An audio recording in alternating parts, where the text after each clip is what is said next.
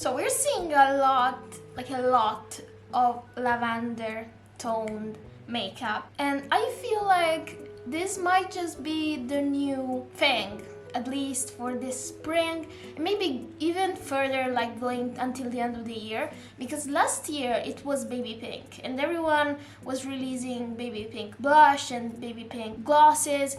This year we have a lot of lavender. I'm gonna try today all products that at least I have so far, because I have a neutral undertone, maybe leaning a bit cool, but I know that sometimes things that are too purple look gray, so they make me look like I might have been left outside of the Titanic in the waters a bit too long. So we're gonna try just that. I have blush, I have eyeshadow. I don't have anything for lips so far yet. Hey, Sephora sale is coming, alright? So I need to see if the products I have that are lavender in my basket are actually like good for me. I already did my base because I'm breaking out, you know, girl stuff. And yeah, I couldn't show my face without foundation, but it doesn't matter because we're gonna start with eyeshadow. The only eyeshadow I have with this purplish lavender tone is from the NARS Afterglow Tempting palette. You can see this very purple eyeshadow. I actually really like this. I did another makeup haul trying this on, and I was actually surprised by how much I like this. But today we're gonna do the full look and see. So I'm gonna start with this. Although I do feel like there's a touch of warmth to this, like when you blend it out. I don't know, maybe I'm just imagining things. But I really like this shade. Actually, it's the most used shade out of that palette.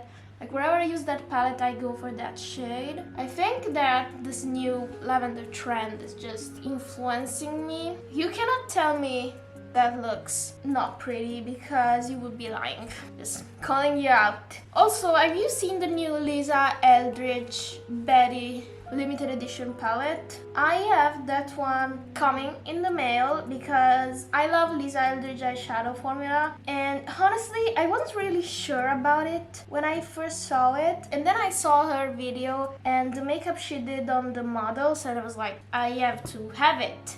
And that is very lavender. It has like 3 or 4, even 4 maybe, like lavender purple shades. So this is a good test to see if I can wear that color. And if I can't, well, I just wasted $60. With a smaller brush, I'm also using it on my lower lash line. So I'm not gonna use any other shade to create depth in the other corner because I want this to be the main focus. And I'm gonna change palette here. I'm gonna go into the Flower Nose Strawberry Rococo Star Moon Strawberry palette. And as you can see, this is a lot of purples and pinks. However, I'm mostly interested in this shimmery shade here. I'm gonna use it all over my lid. This is like a lavender with pink shifting shade. I think it will go great with this NARS eyeshadow. Yep, I think it did. It actually looks pretty nice. Mind you, I think that this might just be a trend for spring. Like, I don't know if this will be a thing like baby pink blush, because baby pink blush, I think it's now permanently part of any blush release brands are doing. Just look at the new Tower 28 blushes and stuff like that. Lavender, it might just be for spring, but hey, I'm gonna embrace it because I like experimenting with makeup. I just don't know what to do now. Like, what do I do? Do I do liner? I think it might be a bit harsh. I think I'm just gonna take my Makeup Forever color pencil and just do the tiniest wing. I'm gonna have it fan out with my nail. If you can't do eyeliner, this is a great technique. See? That's super soft. And I'm gonna line my waterline just to make my lashes appear fuller. Yeah, I think that's it for eyeliner. I'm just gonna use some mascara and then we're gonna move on to blush. So that is the eye look. I think it looks very pretty. I really like that shade from the Flower Nose palette, and I'm gonna link it below below. By the way, I do have like an affiliate code you can get, I think 5% off. And they do have super crazy sets. I'm not sure if they're doing a spring sale. They might just as well be, because I received an email about it. I'm just not sure if it started yet. Alright, let's move over to blush. So I have two options, and maybe I'm gonna use both. I have the Huda Beauty blush filter in the shade Hube Cream.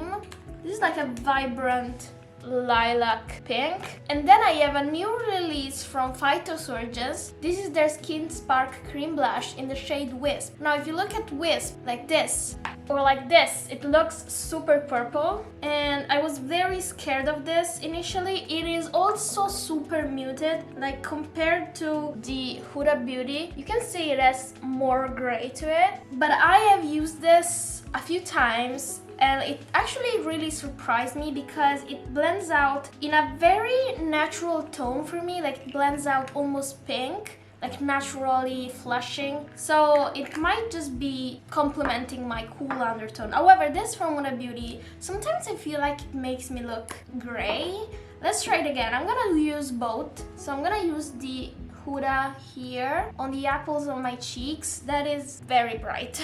That is actually maybe a bit scary. I'm gonna blend it out. So when I use it here, like when I start my blush from here, my higher like cheekbones, it looks a bit gray on me, this one. But using it on the apples of my cheek, I think it's actually fine. What do you think about this blush shade?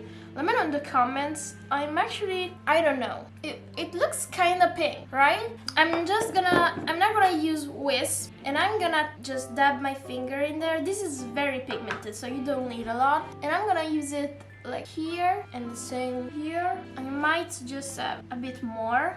So as you can see, this right now looks crazy. I know it does. But when you blend it out, can you see? It's not so crazy. It actually, I feel like it goes well with my skin. And the Huda Beauty is definitely brighter, so that's why I used it on my like cheeks, because it will help brighten up my face. But even if I use just Wisp, it will look fine. I'm just dabbing a bit of Wisp, just connecting it with my eyeshadow. Now what I like to do when I do blush, like doesn't matter which shade I'm using, I'm going with my sponge and just cleaning up the edges so that I don't like have a stark difference and I have like a really nice blend. And this is the purple blushes on me. Let me know in the comments what you think.